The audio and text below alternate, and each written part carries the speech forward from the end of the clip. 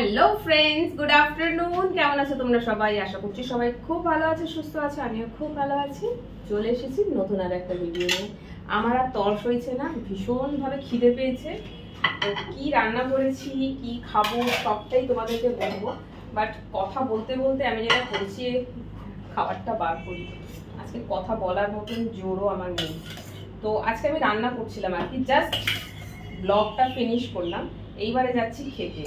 তো রান্নার যে ব্লগটা বানিয়েছি সেই ব্লগটা আপলোড করতে একটু সময় লাগবে।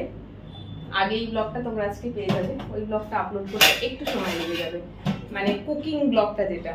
তো চলো এবারে তোমাদেরকে বলি আমি আজকে কি রান্না করেছি। আমি আজকে রান্না করেছি দই কাতলা। এই যে, যদি দই কাতলার রেসিপি চাও, আমি দেখো রেসিপি মানে আমি বলছি না মানে খুব আহামরি খুব ভালো রান্না করি। আমি আমার মতন করে রান্নাটা করি আর সেই রেসিপিটাই তোমাদের সঙ্গে শেয়ার করার চেষ্টা করি আর কি।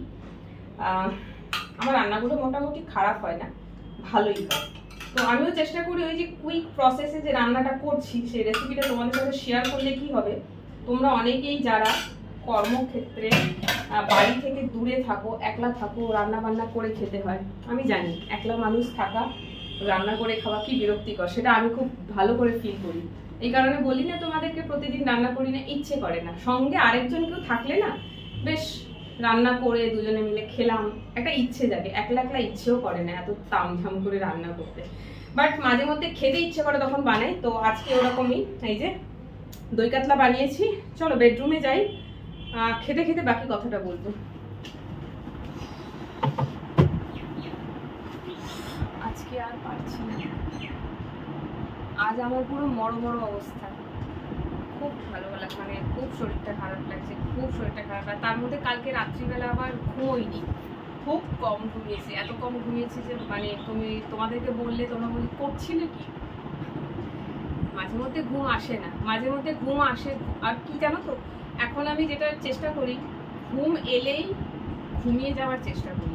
কারণ ঘুম এসে তারপরে ঘুমটা কেটে গেলে না, তারপরে সময়টা আর একলা একলা কাটে না। কত ফোন দেখবো, কত টিভি দেখবো, খুব বিরক্তিকর। সেরকম কালকের রাতটা ছিল, খুব বিরক্ত লাগছিল। নেটফ্লিক্সে মুভি দেখছিলাম, মোবাইল ঘাঁটছিলাম, বন্ধও করে দিলাম, তাও ঘুম আসছে না। তো এই যে ফেজটা থাকে না, খুব বিরক্তিকর। সেই জন্য আমি এখন চেষ্টা করি ঘুম এলেই ঘুমিয়ে যাবো। বাট কালকে কিছুতেই ঘুম আসলো না, বলতে পারো আমি প্রায় সারা রাত জেগে আছি।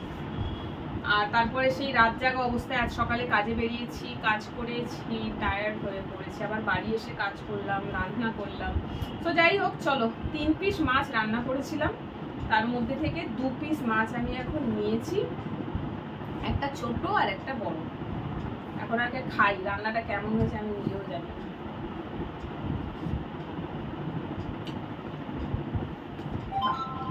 আমি ভেবেছিলাম ঝাল হবে না, কারণ কাঁচা লঙ্কার তরকারি, গুঁড়ো লঙ্কা দিই।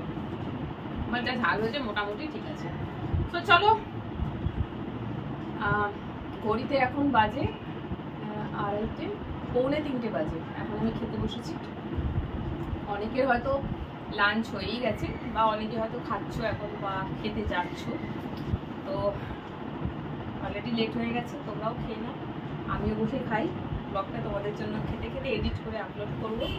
আর যারা কুকিং ব্লগটা দেখতে চাও তার জন্য একটু ওয়েট করে যাও, এই ব্লগটা খুব তাড়াতাড়ি চলে আসবে।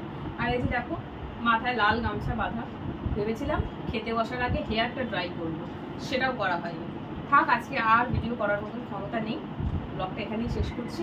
তোমরা দেখো কেমন লাগলো, কমেন্ট করে দেবে। টাটা।